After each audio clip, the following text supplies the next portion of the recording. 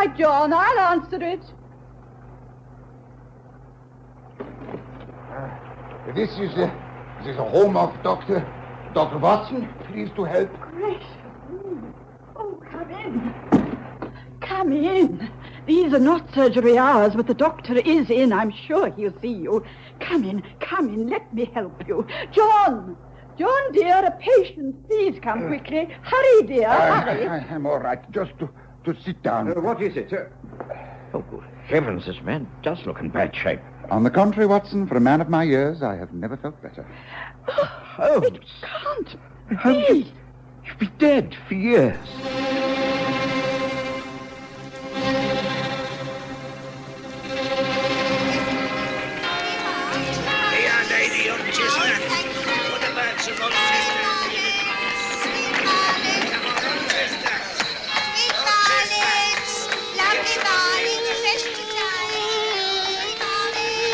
We present the stories of Sherlock Holmes.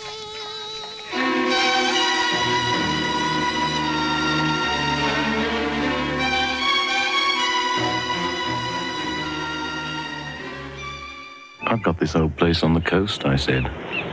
Bad weather, eh? Chuckled the hardware people. Use this crown Micatex. It goes on easy, but it's extra thick. And it's tough as nails.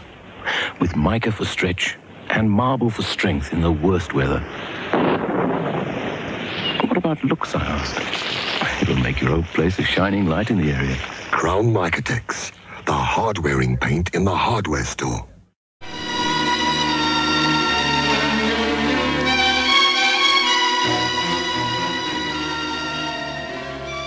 I'd never been so stunned with surprise in all my life.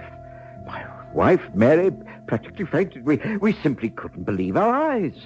Although Sherlock Holmes had never been far from my thoughts in the years that followed the tragedy at the Reichenbach Falls, I had come to accept the fact that he had perished, along with his arch-enemy, Professor Moriarty, in the dreadful swirling waters of that immense abyss. Yet here he was, peeling off yet another of his many disguises, requesting permission to smoke his favorite pipe, sitting on the sofa in my sitting room, as though nothing had happened. He appeared a little older, perhaps a little thinner, but his voice was still incisive and unchanged. The years fell away. I have to apologize, both for this sudden shock and for the great time of silence, but both were necessary. But I have never believed that you were dead, not for years. Mary's right. She kept faith longer than I did. But Holmes, surely the chasm, the young Swiss Hans, he said I know. An explanation is required. It is essential. Well, the facts are these. Hans was mistaken. Moriarty and I did fall from the top ledge of the falls. We fell to the narrow pathway that leads up from that final ledge. I knew what Moriarty was intent upon. I could see the purpose in his eyes. He had given me permission to write a note of farewell to you before this final encounter. He knew his own game was up. He intended taking me with him to his death. He rushed at me, grappling with me, trying to pin my arms to my sides and take me with him over into the water. Well, I have some knowledge of Japanese baritsu. It stood me in good stead. I slipped through his grasp and applied a throw. He screamed most horribly as he lost his balance. With my head over the brink, I saw him fall a great way. He struck a rock and then disappeared into the foam. But the tracks. I saw with my own eyes that two men went down the path, but none returned. No. I think my brain has never worked more speedily. Fate had placed a great chance my way. I'd long wished to retire. I knew that for as long as the world had faith in me and I lived in Baker Street, I should never be left in peace. Here was my great opportunity. If I could get out of the falls alive, then I could start a new life. I climbed the face of the cliff. But that's impossible. The face wall is sheer. Not quite. I decided to attempt it. If I failed, then Moriarty would still win. If I succeeded, I could enjoy a life of retirement. And it was by far the hardest climb of my life. At times I imagined I heard Moriarty's voice screaming at me out of the depths. But I managed it. Well, I will not bore you with the details from then on. I took my time before returning to England. There was only one man who knew the truth. My brother, Mycroft. Oh, Holmes, don't you think that you could have... It wasn't that I didn't trust you and Mary, Watson, but I preferred it this way. We would have been bound to have taken up our friendship again. Others would have found out, Mrs. Hudson, Lestrade. I simply could not afford to take that chance. I still think... I don't care, John, I don't care. Whatever Mr. Holmes says is all right as far as I'm concerned. I believe him, and I stand by him. I will remain silent about all this. Oh, I'm so pleased. I'm so pleased and relieved. Oh, dear, I don't know if I shall laugh or cry. Well, do neither, my dear. Why not go and brew us all a good strong pot of tea? I think that will do us all a power of good. Excellent suggestion, Watson. Yes. Perhaps you're right, dear. That is a good idea. What a morning. What a wonderful, wonderful morning. Well, you seem to be well settled, Watson. The years have been kind to you, and Mary is unchanged. Yes, we have a lot to be thankful for. Oh, but now come, Holmes, to the second part of your explanation. Why now? Why suddenly, after all this time, have you come back into our lives? Good question. I made sure my retirement was complete. I lived the life of a hermit among my bees and books in a cosy cottage on the South Downs. But through Mycroft, the only man who knew of my existence, I've been forced into action again. You see, Watson, this is 1914. And in the summer of this year, war will be declared. The greatest war this world has ever known. A world war. Oh, Holmes, you can't be serious. Well, there are always rumors of war, always quarrels with Ireland, arguments with Germany, disagreements with the French, but an open conflict? Oh, never. How I wish you were right. But the Kaiser has already made his plans. You'd be amazed if you knew how riddled this country is with German spies. It is inevitable, Watson. And that's why for some months now I've been engaged in counter-espionage. I can tell you that at this moment 2 gentlemen are engaged in a most important conversation in the garden of a large mansion just south of this city. One is known as von Bork, a remarkable man, the most devoted of the Kaiser's agents. His companion is Baron von Herrling, the chief secretary of the German legation in this country. Now they are putting the finishing touches to a plan that is the culmination of von Bork's work over the years. So far as I can judge the trend of events, you should be back in Berlin within the week. You will be surprised at the welcome that awaits you. Your work in this country is most highly thought of. Oh, the English are easy to deceive. I have achieved everything simply because I am a born sportsman. It is not a pose. I hunt with the English squires. I play polo. I match them at every game. I box against the young army officers and sail against their best yachtsmen. What is the result? No one takes me seriously. Quite a decent fellow for a German, you know, old boy. And all the time in this quiet country house of yours lives the most astute Secret Service man in Europe. You are a genius, my dear von Bork. You flatter me, Baron, but I certainly make claims that my 4 years in this country have not been unproductive. I have never shown you my little store, have I? No. Would you mind stepping this way for a moment? Certainly. After you, Baron. Dankeschön. I must, of course, claim protection from the embassy for the important papers that I shall be taking with me. Oh, naturally. You have already been booked in the embassy entourage. There will be no difficulty for you or your baggage. Of course, it is just possible that none of us will have to go. England may leave France to her fate when we start to march. There's no binding treaty between them. There is a definite treaty with Belgium. England will honor that. England is not ready for war. We are. Our special war tax of 50 millions has made it possible. But here, as far as essentials go, anti-submarine measures, munition storage, high-explosive bombs, nothing is prepared. How then can England come in? We have managed to stir the devil's brew, the Irish question. All England's thoughts are centered at home. She must think of her future. Yes, that is another matter. Mr. John Bull must decide whether to fight with his so-called allies or without them. But fight Germany she must. This is a week of destiny. But come, you were speaking of your papers. Indeed I was. Here.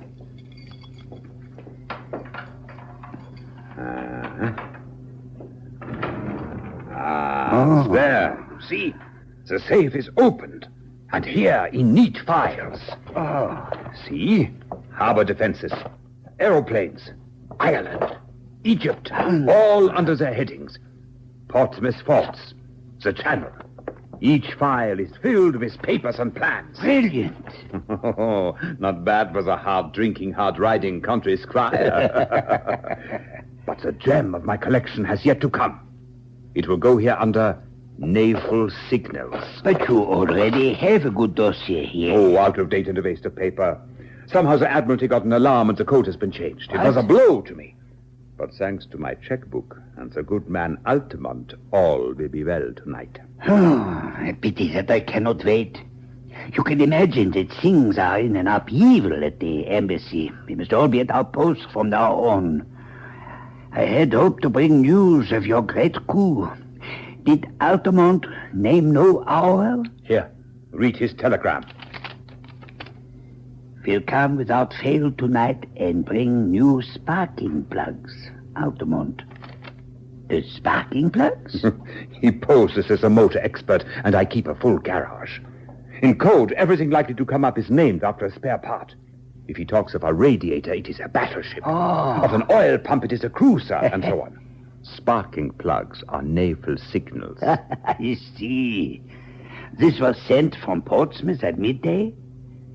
Oh, by the way, what do you give him? In this case, 500 pounds. Greedy rogue. They are useful, these traitors, but I begrudge them their blood money. I grudge Altamont nothing. He has never let me down. I know him well. I assure you, he is not a traitor. He is a very bitter Irish-American who is filled with intense hatred towards this country. Ah, Irish-American. With full Aryan blood on his mother's side. Must you really go? He should be here at any moment. I regret. I can wait no longer. Then we place these things away, and I will see you off. Thank you.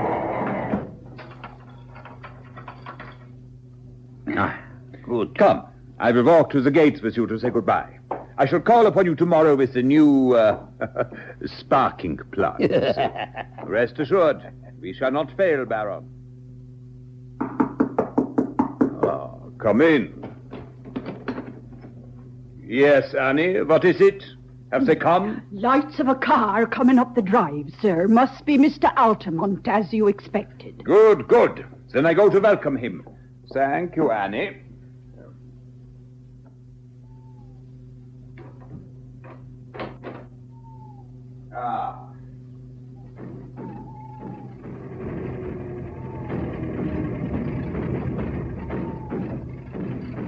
Well, just fine, Smith. Staying way behind the wheel, huh?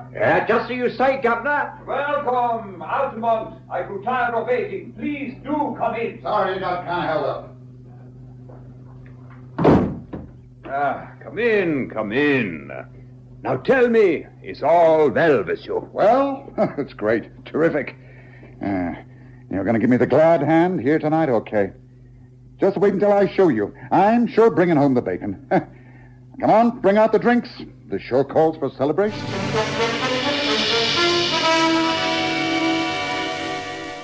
Daar's 'n badolie so uitsonderlik dat as jy daarin bad, maak dit jou oral oor vochtig, sag en glad.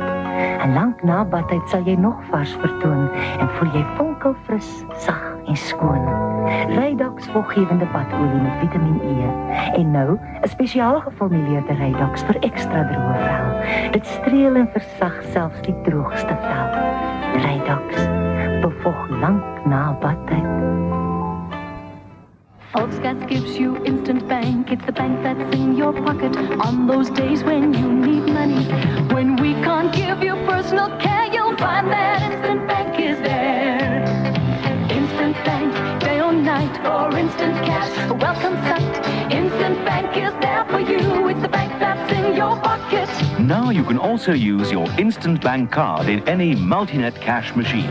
Gas, your bank will thick and thin.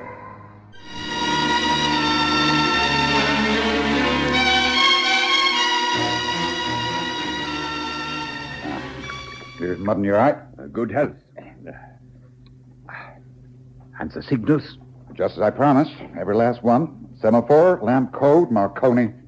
Copy, mind you, not the original. That'd be too dangerous. But it's the real McCoy. You can lay to that. Well, of course, a copy is better than the original. If an original were missing, they would change the whole thing. Now, let's see. Say, you don't mean to tell me you keep your secret papers in that? Why not? Gee, a wide-open contraption like that, why, a Yankee crook could be through that with a can opener. It would pass through any crook to force that safe. Nothing can cut through that metal. It has a double combination lock. You need a word spelled out first and then a set of figures. In this case, it is August, August, and then 1914, August 1914. The date the war starts. Hey, come back, all I said. That's real smart. You got a heck of a lot of stuff in there. And it is all going out at once. I am what you would say, shutting up shop tomorrow. Oh, well, I guess that goes for me, too. I'm not staying here on my lonesome. I'd rather watch the fun from the other side of the big pond. But you are an American citizen. Makes no difference. Cuts no ice with a British copper. What about Jack James? He's an American citizen. They got him. He's doing time in Portland, ain't he? Incidentally, talking to James, it seems to me you don't do much to cover your men. What do you mean by that? Well, he was his employer, not so? It's up to you to see these guys don't fall down. And when they do fall, do you pick them up? It was James' own fault. He was too self-willed at his job. He was boneheaded, I'll give you that. But then there was Hollis. The man was mad. Bit woozy toward the end, I grant you, but he was proper bugged. And now there's Steiner. Steiner? What about Steiner? I got him last night. He and his papers are all in Portsmouth jail. You go off to Germany, and that poor turf will have to stand the racket, and lucky if he gets off with his life. How could they have got to Steiner? This is the worst blow yet. Oh, you nearly had a worse one. For I guess they're not too far off me. You don't mean that. Sure do. My landlady down Fratton Way had some inquiries made. When I heard that, I guessed it was time for me to hustle. Oh, don't ask me how it's worked. I don't want to know. I know Steiner's the 5th man you've lost since I signed on with you. I don't aim to be the 6th. Ain't you ashamed to see your men go down like this? How dare you speak to me like this? If I tell you the facts, I wouldn't be working for you now, would I? Oh, here's something even more straight. I've heard tell that you Germans ain't sorry to see an agent put away once his work is done. How dare you suggest I give away my own agents? Well, there's a stool pigeon somewhere. It's up to you to find out where it is. I ain't taking no more chances. It's me for Holland, on a ship from Rotterdam to little old New York. No other shipping line will be safe in a week's time. So, here's my last assignment. Now what about the dough? The what? The boodle, the reward, the 500 pounds. Oh, you don't seem to have a very high opinion of my honor. You want the money before you give up that book you've wrapped up. That's about it. It's all here in the book. After all, this is a business proposition. All right. Have it your own way. I will write you a check.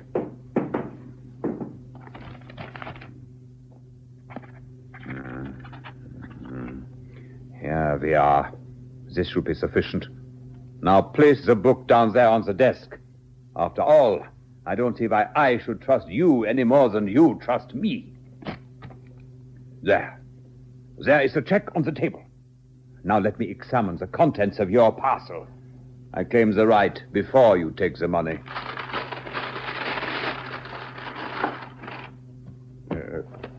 What kind of joke is this? This says the Practical Handbook of Bee Culture. Altamont, what kind... Gently now. Gently. Let the chloroform do its work. That's it. Another glass, Watson? Or should I say Smith? Don't mind if I do, Governor. You know, Holmes, I think this is the first time I've given an impersonation for you. Well, let's hope it'll be the last. And there he is, poor fellow, flat out on his own sofa while we enjoy wine from Franz Joseph's special cellar at the Schönbrunn Palace. Oh, do open the window, Watson. The chloroform vapor does not help the palate. And while you're doing so, please touch the bell. Oh, very well, Holmes. There's little need to hurry, Watson. Just help me pile all this material from Von Bork's safe into this handy valise. There's no one in the house but the faithful old Annie. You ran, sir. Yes, Annie. You'll be pleased to hear that all is well. Oh, I'm so pleased, sir. Oh, dear. He does look bad, don't he? Simply out cold for a short while, Annie. Nothing serious. Oh, he was quite a kind master, sir, within his rights, of course. He actually said he would pay for my passage to Germany. Can you imagine me living out there with all them Huns? It would hardly be suitable, wouldn't it, sir? Hardly. Thank you for your help. Now, would you be kind enough to take all these things and place them into my car? Also, telephone to my brother Mycroft and report that all is going exactly as planned. Very good, sir. It'll be a pleasure, sir. Are you sure you can handle his nibs? I think so, Annie. I think so. But that will be all. Thank you. Thank you, sir. Well, Holmes, so far so good. You must have been impersonating this American Altamont for some time to have ingratiated yourself so deeply in the favor of von Bork. It's taken nearly 2 years and entailed actually living in America. But now I can return to my books and my bees. Here is my magnum opus, my book on bees. I intend to write a second volume, Observations on the Segregation of the Queen. Have you never missed the old life, the catching of ordinary, everyday criminals? Oh, not really. The passing of Moriarty, I rather lost interest. It was only when the Prime Minister himself appealed to me, through Mycroft, to enter the game again and tackle this gentleman von Bork, that I felt any enthusiasm. Von Bork is a superb spy. He matched the English in everything. That's why I assumed the role of an Irish-American and was persuaded to join his team. Since then, I've managed to make most of his plans go subtly wrong, and I placed 5 of his top men in prison. I heard that. I heard what you said, Altamont. Good.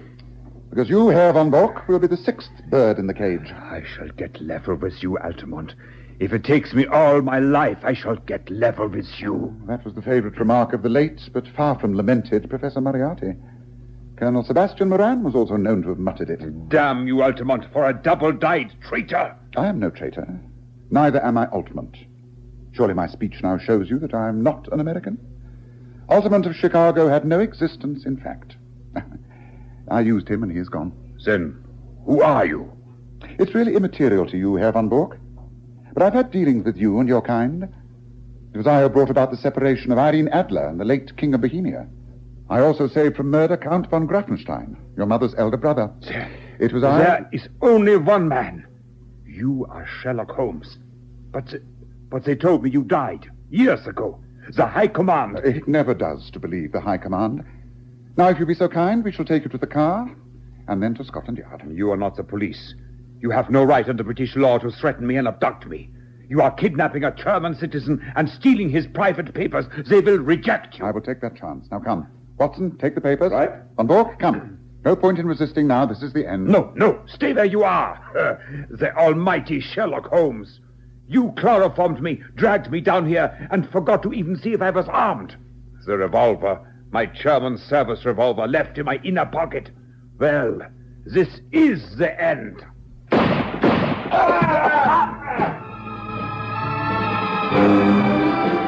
Are you all right, Watson? Yes. Yes, I think so. I'm not used to these high histrionics, Holmes. Neither am I, but I had to make him think he was winning. I had to make him think that I was stupid enough not to check the revolver and replace the bullets with blanks. Yes, but anyway, I could let him escape with confidence. Listen, there he goes. That's his car, not mine. Mine has a special geared-up engine, racing quality. Now, come on, Watson. This is the last time. My final bow. Now, let's get after him. He's the only one who can involve the Baron and lead us to the rest of the conspiracy. Holmes took the wheel of the motor car, and as we raced up the country lanes and out into the well-made roads, I pondered yet again on this strange twist to the autumn of our lives. Gone were the hansom cabs. Taxis were now replacing them.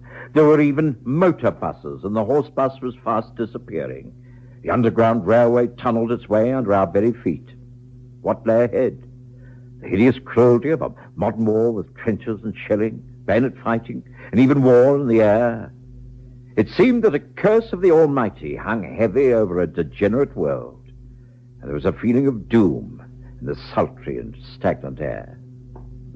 Holmes dragged me back to earth. There, look ahead. That's where von Bork has left the car. He's rushed into the building. The lights are on. That means they can suspect nothing. Come, Watson. And careful now. The net closes. For the last time. Careful. You are sure this is the truth, von Borg? I am sure. Baron von Herling will vouchsafe for every word. Of course. We are lucky to have discovered the truth in good time. And we are assured that this Sherlock Holmes and his colleague are dead. I shot them myself. But we must act swiftly. We must cancel all previous plans. Our information is false if we act upon it. If we act upon it, the German war machine will start at a tremendous disadvantage. Herr Conrad, you must know as leader of the espionage unit in this country that von Borg would never go to these lengths unless it were true. We must act now. I agree. The whole of our network is in jeopardy. I therefore disband this organization. You will all go your own ways, making for the fatherland with as much information as you can take. Get in there! Stop them! Stop them! If you wish to fight them, fight them!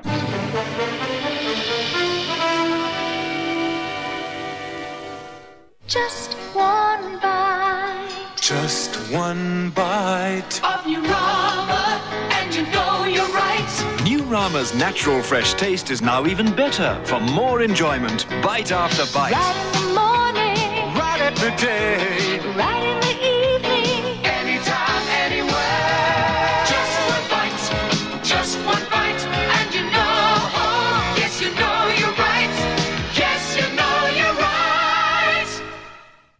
When everything seems to cost a fortune, you can trust Tastic to help you come out on your budget. Tasty Tastic rice is so economical, it costs no more than a few cents a serving. Trust Tastic to cook perfectly every time. Now vitamin enriched. Right around the world, it's the flavor that counts. Craven A Menthol Fresh cigarettes in the compact and spill-proof 30s and the original 20s. Craven A Menthol, a tradition of distinctive quality.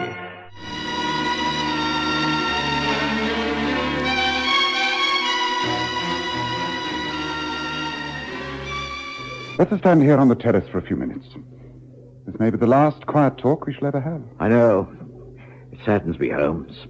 I remember so much of the past. How many cases, the rooms at 221B Baker Street. Dear Mrs. Hudson and those precious breakfasts. Best meals of the day. The pipes we smoked before the fire, the fogs, the endless journeys and hansom cabs, the arguments with Lestrade, the agony columns in the newspapers.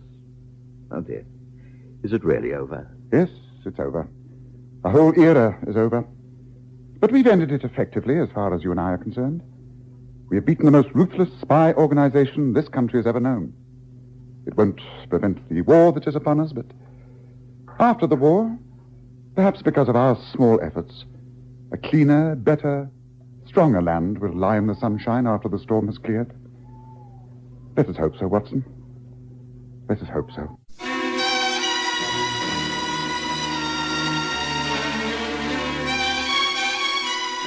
For 5 years, Graham Armitage has played Sherlock Holmes, and Kerry Jordan has taken the part of Dr. Watson.